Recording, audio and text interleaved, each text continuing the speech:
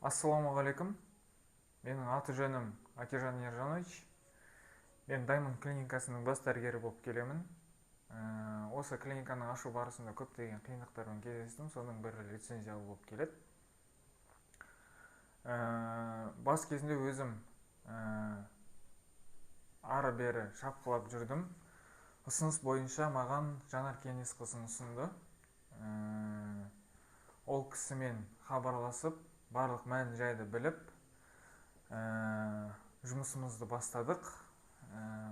Ол кісі тек қана лицензия алу мен ғана көмектескен жоқ, сонымен қатар дезинфекция шараларын, стерилизацияны барлығын түсіндіріп,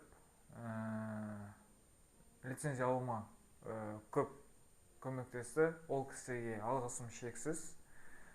Еңбегіңіз жана берсін. Және де мен сияқты жаңадан іс бастап отырған кәсіпкерлерге, өз ісінің мамандарына осы Жанар Кеңес қызын ұсынамын.